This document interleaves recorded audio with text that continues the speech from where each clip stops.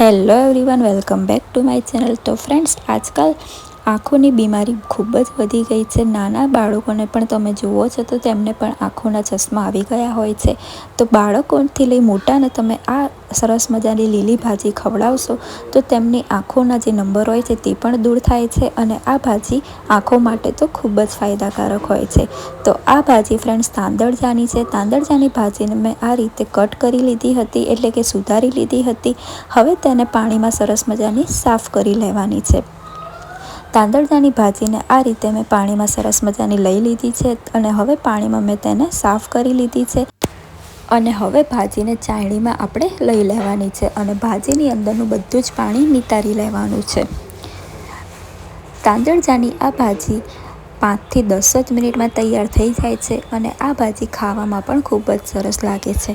આ ભાજી તમે ભાત જોડે ખાશો તો તમને ખાવાની ખૂબ જ મજા આવશે। હવે ભાજીના વઘાર માટે મેં લસણ અને લીલું મરચું લઈ લીધું હતું અને ત્યાર પછી હવે કઢાઈમાં મેં 3 પરી જેટલું તેલ ઉમેરી લીધું છે અને તેલ ગરમ થઈ જાય એટલે અડધી ચમચી જેટલી રાઈ ઉમેરી લેવાની છે।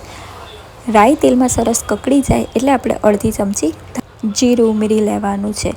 રાઈ અને જીરું તેલમાં સરસ કકડી જાય એટલે જે લસણ આપણે લીધું હતું લસણને વાટી લેવાનું છે અને વાટેલું લસણ પણ હવે આપણે તેલમાં ઉમેરી લેવાનું છે।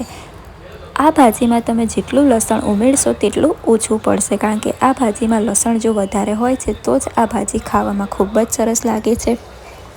હવે આ લસણને આપણે વાટી લેવાનું છે અને વાટેલું લસણ તેલમાં ઉમેરી લેવાનું છે।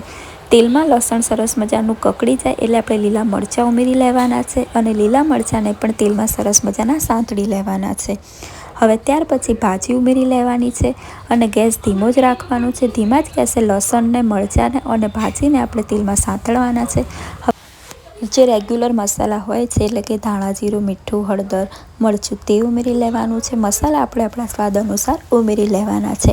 અહીં મેં અડધી ચમચી ધાણા જીરું, અડધી ચમચી હળદર, 1 ચમચી મીઠું અને 1 ચમચી લાલ મરચું ઉમેર્યું છે। હવે બધા જ મસાલાને આપણે ભાજી સાથે મિક્સ કરી લેવાના છે। ભાજીની આ મારી ખૂબ જ સરળ અને સરસ મજાની રેસીપી હતી। આ રેસીપીથી તમે ભાજી અવશ્ય બનાવજો। આ રેસીપીથી ભાજી ખૂબ જ સરસ લાગે છે અને ભાજી ખાવામાં પણ ખૂબ જ ટેસ્ટી બને છે। હવે બધા જ મસાલા સાથે મેં ભાજીને સરસ મજાની તેલમાં સાંતળી લીધી છે। હવે ભાજીને 2 થી 3 મિનિટ ઢાંક્યા વગર આપણે શેકાવા દેવાની છે અને હવે ભાજીને ઢાંકીને 5 થી 6 મિનિટ સુધી તેલમાં શેકાવા દેવાની છે।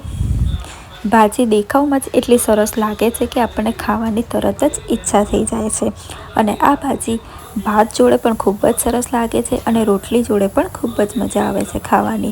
તો ફ્રેન્ડ્સ, આપણી સરસ મજાની તાંદળજાની ભાજી તૈયાર થઈ ગઈ છે અને આ ભાજી જેટલી ટેસ્ટી હોય છે તેટલી કોઈ પણ ભાજી તમને ટેસ્ટી નહીં લાગે। તો ફ્રેન્ડ્સ, હવે ભાજીને મેં ડીશમાં લઈ લીધી છે અને ભાજી સાથે મેં મગની દાળ લીધી છે, બાજરીના રોટલા લીધા છે, લીલા મરચાં શેકેલા લીધા છે, સલાડ લીધું છે, લાડવા, લસણની ચટણી અને કેરી લઈ લીધી છે અને દહીં લઈ લીધું છે। તો ફ્રેન્ડ્સ, મારી સરસ મજાની બપોરની થાળી તૈયાર થઈ ગઈ છે અને બપોરનું જમવાનું તમને કેવું લાગ્યું તે પણ મને કમેન્ટ કરવાનું ના ભૂલતા અને જો વિડીયો પસંદ આવ્યો હોય તો લાઇક, શેર, કમેન્ટ કરી દેજો।